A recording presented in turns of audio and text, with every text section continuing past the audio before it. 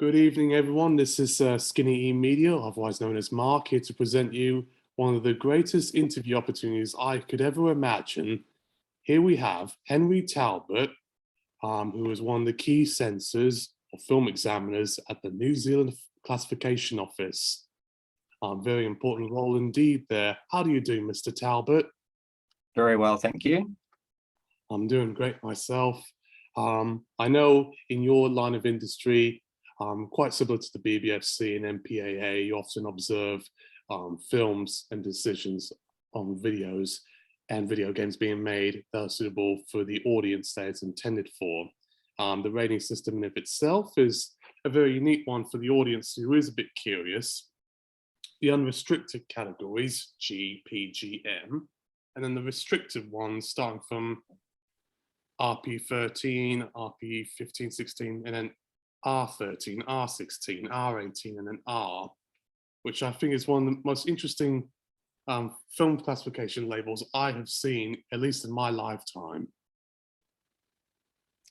Yeah, it is. It gives us a lot of flexibility, that system. So it's been around for quite a while, those ratings now. And you'll get the more common ones like R16 and R13, or those unrestricted ones, which kind of have sort of equivalents in other systems you might be familiar with. And those RP ones we use less often, and that's really when there's, tends to maybe be something about a film that might have restrictable type content like sex and violence and so on, that might be hard for younger people and children, but there might be something about the film that makes it maybe important or worthwhile to have that opportunity if they have their parents with them or are able to talk through the issues that come up in a film. Every once in a while you'll get a title, at least from my time of research, like Hacksaw Ridge, which may present itself with very graphic scenes of violence or gore, but was deemed, I believe, like an RP15 or RP16 because of the war context and also the positive messages involved. Yeah, actually, to be honest, I can't remember the classification for that film, but if it was an RP restriction, it would have been around that, historical interest, might have been the kind of thing that might be hard hitting for younger audiences, maybe, but potentially something useful to watch with a trusted adult and be able to talk some of those things through. Oh yes, absolutely. I would understand. I know in the US system, because I've grown up in both countries, you have the R rating, which in many ways acts like a similar sort of caveat. You can bring under 17s to see it, provided they have parental adult supervision. Britain has the 12A, but the 12A is more along your equivalent of like an M category. It's unrestricted with similar type of movies that get like a PG-13, but with the caveat that it's more appropriate for 16 and up. So yes, getting back to the questions more in hand, my experience is, in your line of work, how do you compare yourself to other countries involved? Because I know most of my mates, they seem to compare yourselves to Australia, probably a little bit too much there, but through the variety of options that you have available, that's certainly not the case, particularly the R and the RP categories. And then also you just kind of decide what passes for, if it's an MA15, you could sometimes get like an R18 or an R16 or R13, depending on how the Kiwi censors view it as such. I'll let you put your words. Yeah, so there's obviously some key similarities and differences. The Australians will tend to use that MA15 very often, which is, in terms of what it's actually saying to audiences and to parents and so on, it's kind of similar to our RP, and we're more likely to use those kind of hard restrictions over here in New Zealand. In terms of the differences in how we make those decisions, there's lots of similarities between Australia and New Zealand and places like the UK, and similar concerns around things like sex and violence, for example. There are things that we kind of specifically take a lot of care on that we know New Zealanders care a lot about here at our office, and particularly things like suicide and sexual violence. So those were, a good example of that was 13 Reasons Why. So those were both significant plot points, and we did consult with mental health and sexual health experts when making the decisions. So it's a good example because, for example, with sexual violence, it was kind of a bit mixed. The depictions themselves were quite kind of high impact and potentially distressing, but the overall messages around sexual violences weren't necessarily bad ones. The suicide thing was more concerning. Her death was represented at times as not only logical, but kind of unavoidable in the circumstances, and they didn't really engage with things around mental illness, for example. So that was a good example of us paying a lot of attention to certain things that we know New Zealanders care a lot about, and suicide and sexual violence are right up there. On that one, we actually did end up with an RP classification, RP 18, which was quite unusual. And that was basically acknowledging that the intended audience for that show is often going to be teenagers, but the potential harm of some of that content was quite high. So we were just saying, this is something that parents should be aware of. This is something that there should be some supervision around. I would say that's appropriate there. 13 Reasons Why is more or less like a high school drama, we would say, in other words, or at the level like sixth form, sort of like O-level college. And I haven't seen this show in question, but I could imagine quite a lot of the scenes are disturbing. So that would be something you probably want to talk with your younger viewers about, particularly those who are at risk. And, adolescence is a very difficult time, and I'm glad that you made the decision there. I would say this, and I hope no one takes it the wrong way, but the New Zealand film system seems a little bit more, at least into my liking and interest, than the Australian one, because you got the defined age restriction borders that they don't necessarily implicate until they get to the R18 and X18 level, which I think makes sense. That in many ways you're quite similar to Great Britain in that regards, and even Australia or even the Republic of Ireland or Canada and the US. That's just from my experience, but I would definitely agree. I know Don't Breathe was a movie that got a bit of flack for its R18 compared with the MA15 that it receives because of the scene which involves a woman being threatened with sexual assault involving a pipette full of someone's. Well, this is going to have content restrictions. I've put warnings there, but it fills with his ejaculate. But yes, this is not necessarily a family-friendly podcast, but we just want to give warning for those out there. So the next question I have in mind, I always self-censor myself whenever I can.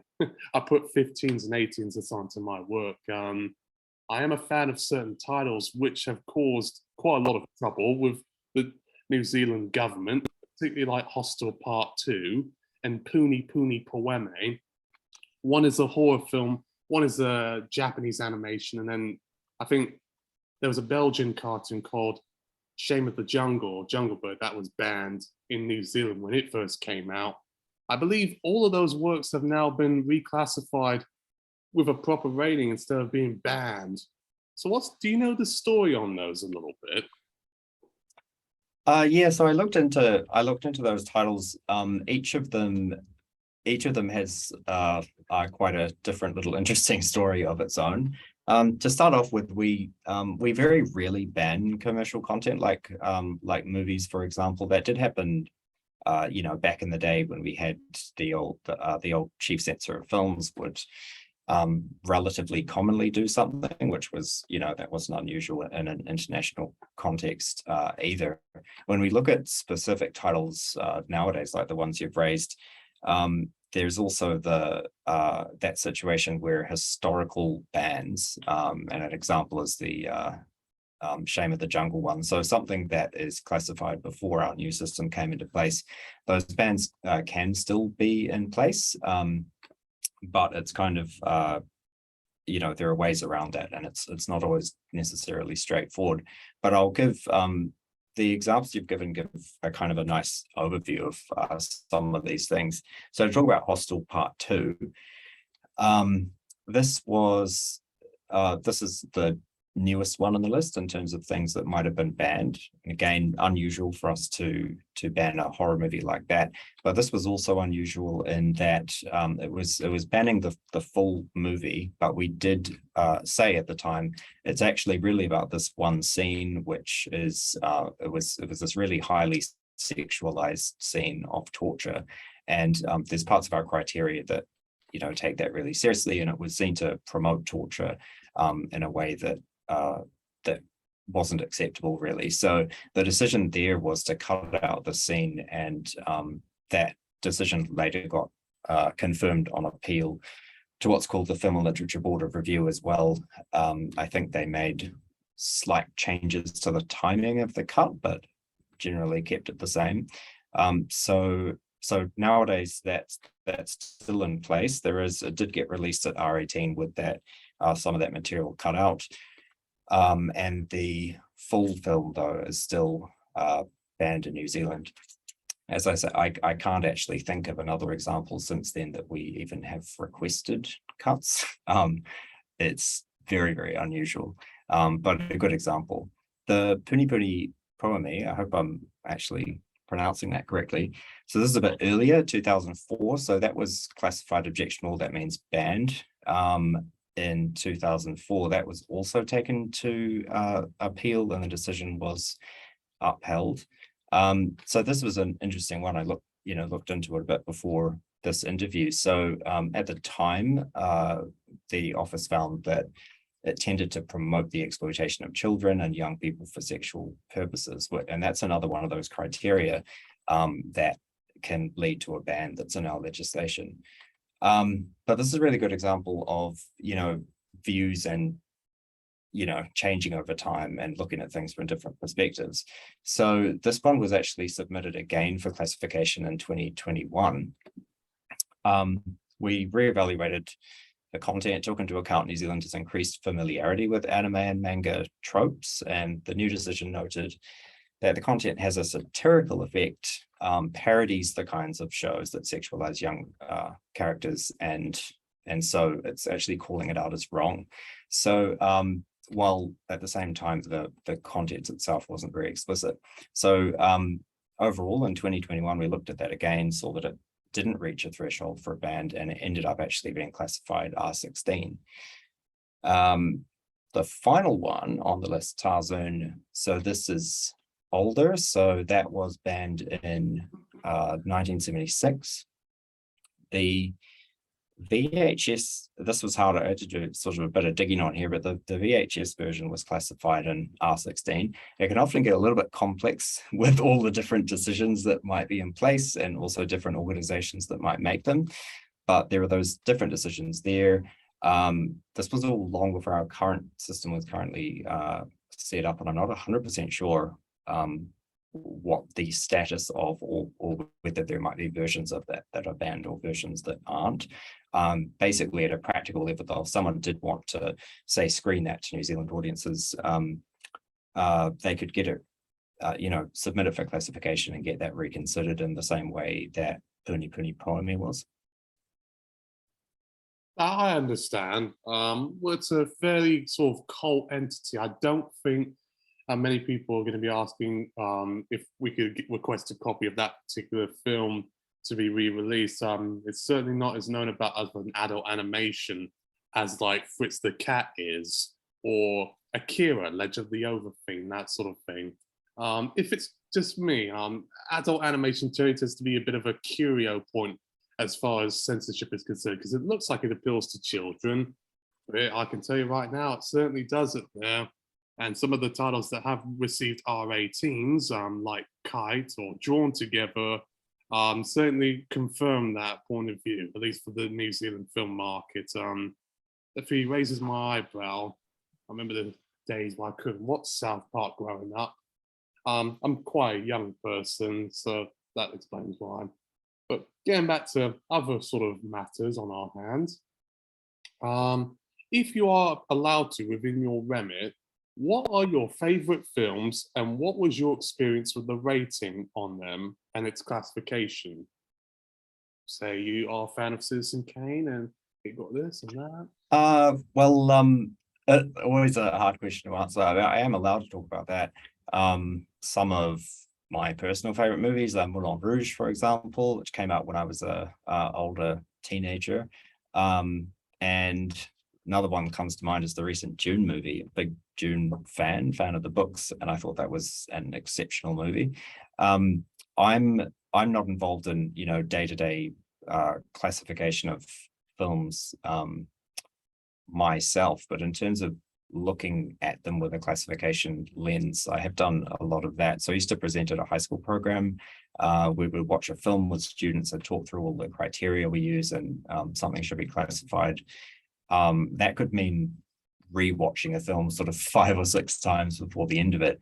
And at that point, it becomes kind of ingrained that you can't look at this film any other way than through this lens of the classifiable content. So yeah, it's quite interesting. But I haven't, you know, my favorite films, I guess I can think of, I haven't been involved in classification around those, which maybe that's a good thing. I'm not sure if that would spoil it or not. No, it's all right. I mean, for impartiality purposes, I would completely understand. Even I don't work myself necessarily at a film classification board or body. I wish I did.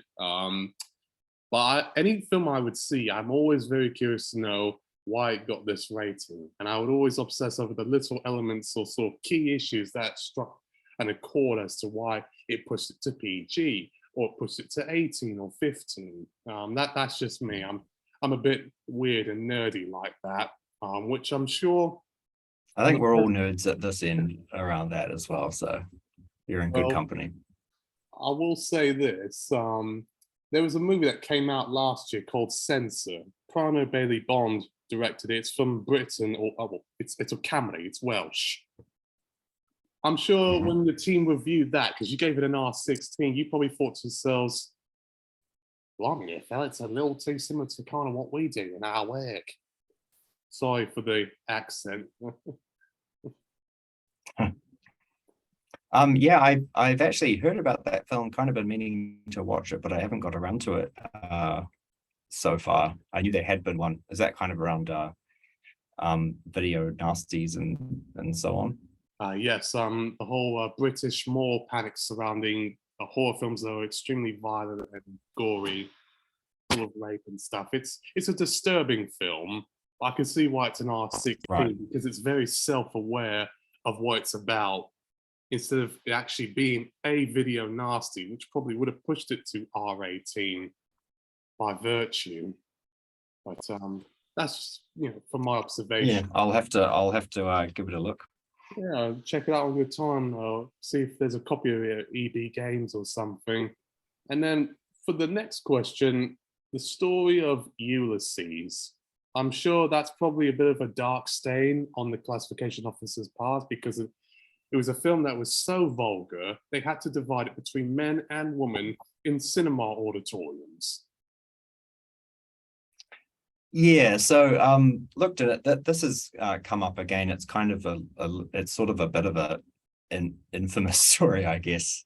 You could think about it, because it was quite unusual. Looking into this again before the podcast, I guess come to think of it, I mean, I think it was banned in a lot of other places. So in some ways, the gender segregation thing is obviously a bit obvious, but absurd, really. At the context of the time, other options might have been to actually ban it. So I guess one thing is that they did get to show it. I think looking into this, like, there's a bit of confusion around it, but I think this was R18 and had those gender segregated audiences. That did happen. You can actually find a picture of the cinema with, like, in black and white, with a rope going down the middle of it, which, I mean, obviously it sounds very crazy to us nowadays looking at it. To my knowledge, I don't think that I don't think there are any other examples of that actually being done. and it's probably seen as a little bit ridiculous even at the time, I think. Yeah. I could imagine that, but with the conventions of changing cinema attitudes, because the MPA at the time was becoming more of a tier-based system instead of just censoring films as they come and go. And then Britain had their own classification system, but it was still a bit rigid. So they didn't know quite how to come along with that, with U, A, and X, and then America had G, M, R, and X. So yeah, I could understand why. I think the Americans were quite relaxed about this one. They gave it like an R rating, which you could probably get Right. quite a few things in an R-rated film back then than many other countries, at least at the time. The only countries I know, because I think they said R20, but I know you said R18. That's What I found on the record, I found it was R18. I've seen other places it being referred to as R20. I'm not 100% sure. It is true that some movies were given R20 in New Zealand. A Clockwork Orange was an example of that. That was pretty rare as well, and those stopped being used in 1994, and they don't apply anymore. It's a good point though about the gradations of classifications and kind of how in many ways those systems allowed more films to get through, because back in the day it used to be that a film would either be allowed or it wouldn't. And I think it was in the 50s in New Zealand that they did bring in those different sort of levels of classification. So that kind of acknowledgement that, okay, this might be okay for adults and not for kids, and let's look at it from that perspective. But even at the time, this gender segregation thing was very unusual. Yeah.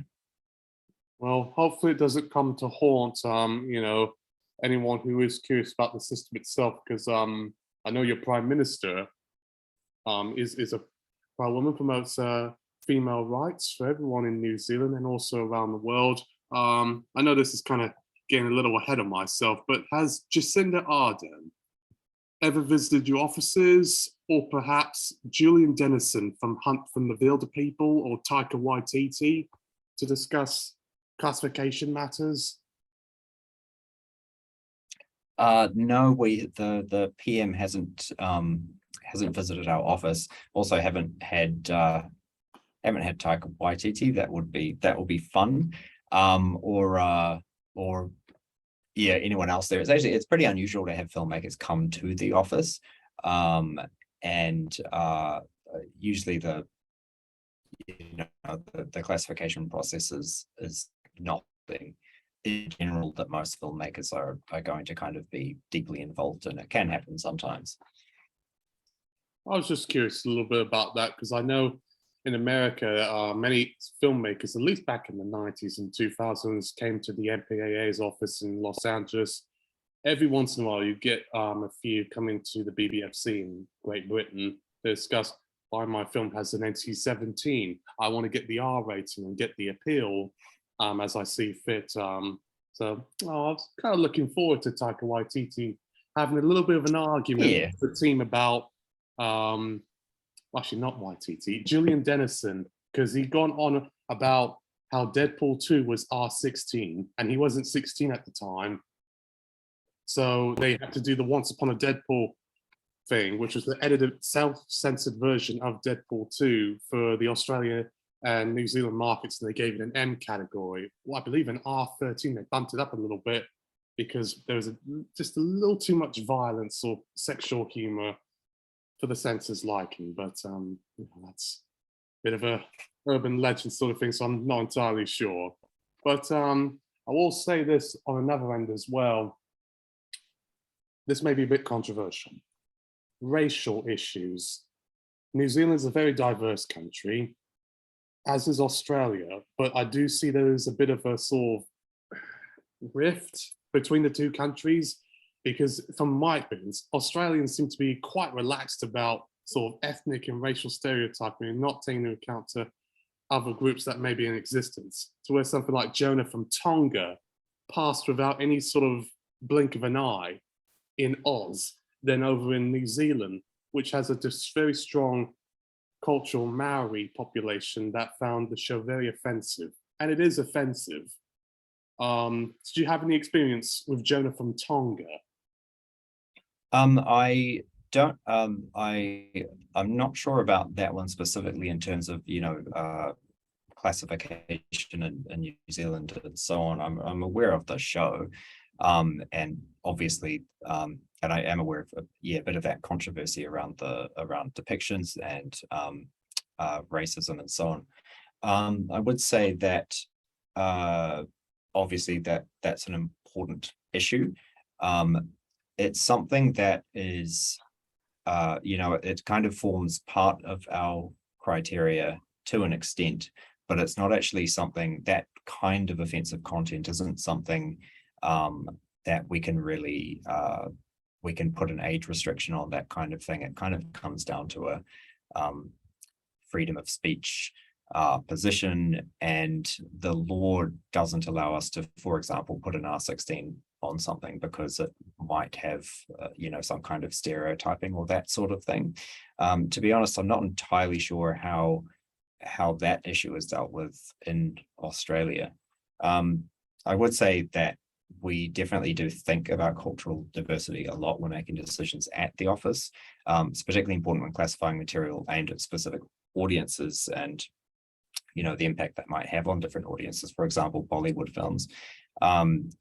We've recently did research on content harms. We found that, at least at a broad level, people from all various different backgrounds and communities tend to share similar concerns about things like the things I talked about before, like a lot of concerns about things like sexual violence and suicide, which is something that does affect communities across New Zealand. And overall, people from diverse communities appreciate we could see from that research, they appreciate the official classifications and tend to think we get the balance right. But of course, people aren't always going to agree with that, and which is also why the content warnings are particularly important as well. Because, for example, you could be censored around something like nudity, but it isn't necessarily something we can put an age restriction on. But some people definitely want to be warned about that. So it's an ongoing focus, and yeah, we'll be looking more into that whole, cultural differences and how they impact on classification in future research, I think, as well. I'm glad that you're doing that, to also encompass as many groups as possible, so they don't have a difficult experience when watching something that they prefer to enjoy with someone who they know who may be of a different background than them, or even a different cultural age group. There's certain things I wouldn't want to watch with my mother, and certainly not my grandmother, or even good to have those warnings for that situation as well. And even for that matter, because I know a lot of the people from the South Asian community, and then people of African diaspora, certain things are a big absolute no-no. I know within South Asian films like Bollywood, sexual content generally is a bit of a red flag. You just don't show people doing it, or naked bodies. But violence, they generally tend to be a little bit more relaxed about. And then politics can be a real sort of rift, is, how do I put it that way? Because I know there was a film that came out recently called The Kashmir Files that got really controversial. They said it was offensive to Muslims. They gave it an R18 in New Zealand. I think in some constituencies, particularly in the Middle East, they banned it or heavily censored. Yeah, I mean, it's another example of where maybe the issues and concerns around the impact or potential harms of something can really, that's related in a large part to different perspectives of people from different communities. So yeah, definitely something that has to be taken into consideration when making classification decisions. Perfectly understandable, perfectly reasonable. I'll give you some more light-hearted questions in this regard. So as far as I'm concerned about, what would you say was the most interesting film or TV show or video game even that you classified during the pandemic? Doesn't necessarily have to be a controversial title, but it can just be one that you thought, oh. Yeah, well, during the pandemic, I was thinking of examples of this. One thing that came to mind was actually a visual album called "If I Can't Have Love, I Want Power" by Halsey. So that was going to screen at IMAX cinemas. This was interesting because it had content like sex, horror, cruelty, violence, dealt with pretty mature themes, so a bunch of the different sorts of things we look at. The depictions of those things weren't particularly strong, but we also knew it could attract a lot of younger viewers who might find some of the content confusing or upsetting. So this ended up with one of those, again, less common restrictions, RP13. So that meant people under 13 could watch it, but they need the support of a parent or caregiver who can talk through some of the issues that were raised with them. That makes sense. I'm not too familiar with her music, but I could imagine it being quite a bit of a rowdy experience indeed, just like Metallica's films that they sometimes release through big box screens, like through the Never or S&M and that sort of thing. And for young people who are just getting out of university or even comprehensive or high school, what kind of experience do you need to necessarily work at the classification office? So I know so there's no key and a bachelor's degree. Well, it's actually it's pretty flexible, really. There's no kind of hard rules around it. To do classification work, it's certainly a good idea to have a university degree, but in general, people work at the office. We're looking, and we have people from a wide variety of backgrounds and experience. So, for example, we've had doctors and teachers, people with government experience, various other things. We've also had people, come straight out of university or even while they're still studying. So, which is also a more of a push recently to make sure we get at more of a youth perspective as well at the office.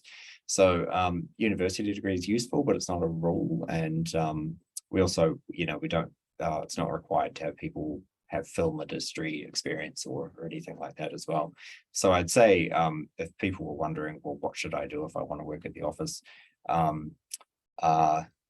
There's no one specific type of experience. It's actually, we're kind of looking for a diverse group of people. So just say, keep an eye out on those job ads.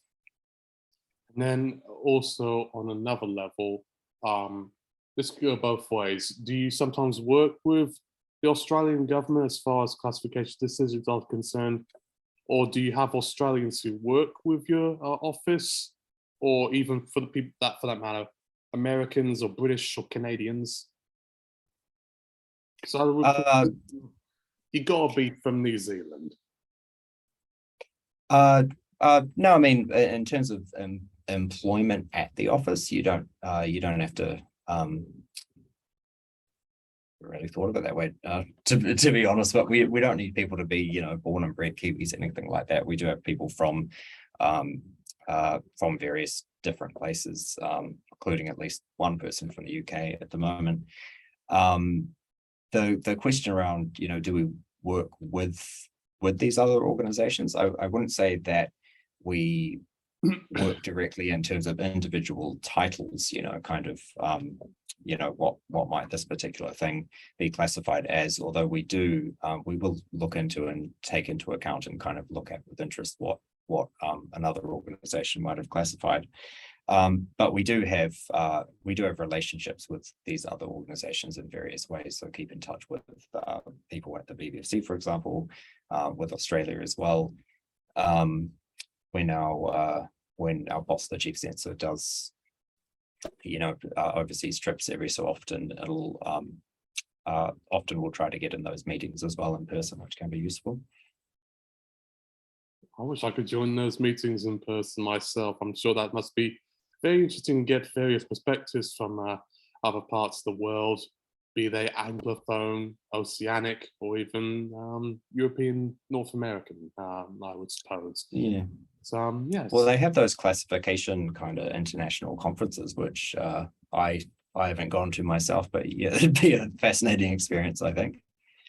Well, if ever there is one that passes through, feel free to send me like a VIP request to be the journalist or person seeing how it all goes. I'm sure the CNC from France probably has their presence there too, because they're quite an important face. I also speak French, so that helps out a little bit as well.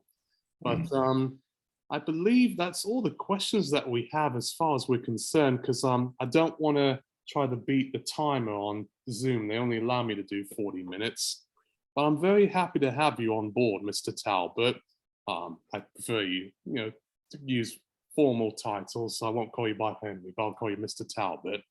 And hopefully we talk more further on about the NZCO, if that's how I can put it as, the classification office. And you take care now. And Yeah, also, thank you. Really interesting chat. very nice to meet with you too, and I hope to visit your wonderful country sometime in the future. All right, well, let us know. That sounds great.